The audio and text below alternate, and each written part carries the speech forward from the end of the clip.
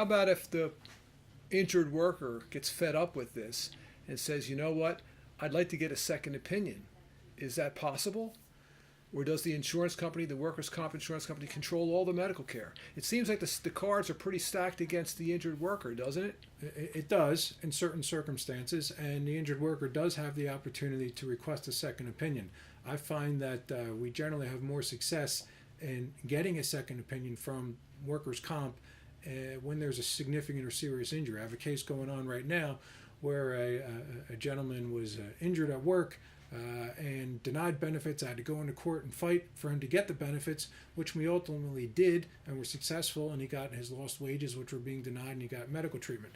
The doctor then recommended, the initial doctor through workers' comp, the orthopedic surgeon recommended that he needed neck surgery, which is a significant surgery. And my client wanted to assert his right to get a second opinion. He just didn't feel like listening to the first doctor he met, who's not even his own doctor, is going to go inside and perform invasive surgery to his neck.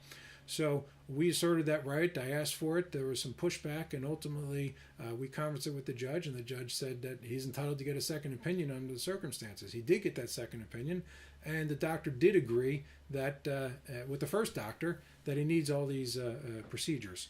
So he's well on his way to getting that done now. And in fact, the second opinion doctor, I think, is a more qualified doctor than the initial doctor. So that works out. If you have not such a major injury and you want a second opinion, sometimes that can work out, sometimes it can't. And but in the right circumstances, even when they deny that right to a second opinion, there's always things that I could do to go into court, file a motion to get in front of the judge and explain what the circumstances are on a case-by-case basis. Let's talk about that. I think in workers' comp language, they call that a motion for medical and or temporary disability benefits. I know you wrote the book on it, but you're very familiar with that. That is correct. In fact, that's one of the reasons that I understand you've been so successful in workers' comp. Those motions, as I understand them, take a lot of work on the part of the attorney. And basically you have to go in and fight for the additional medical care for the injured worker. Is that pretty much how it works? That's true. It's a great tool that we have as representing the injured workers to use to hang over the insurance company and to monitor them and to make sure that things are done appropriately. In fact, I've heard of cases where the workers' comp doctor says someone needs a surgery, and the workers' comp carrier will then send you on their own for a second opinion to a doctor that happens to do a lot of workers' comp work, and who will then say you don't need the surgery. What do you do in that kind of a case? I have that case circumstance many times, and when I get that in, or when the client calls me up and tells me, and I read the report from both the doctors, I sit back and I chuckle and smile and say, okay, they want to play that way, we're going to get them.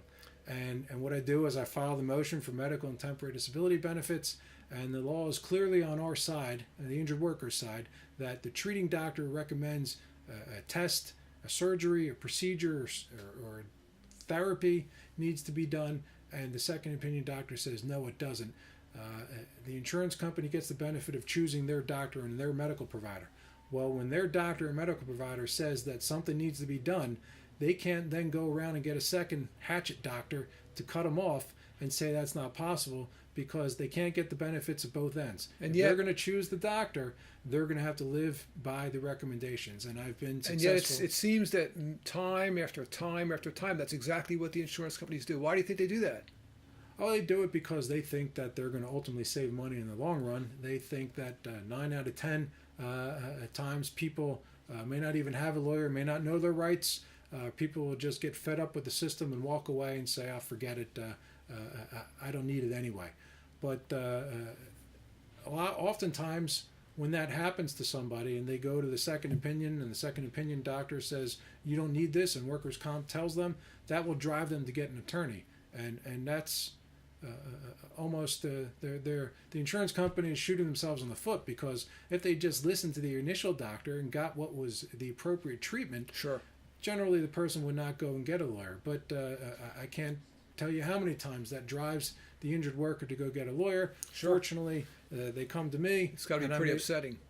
Yeah, and it irritates them that they're not getting the proper treatment that they need to get to enable them to get better to get back to work, and it irritates me personally that they're getting stepped on, and we go to court and they get ultimately what needs to be done.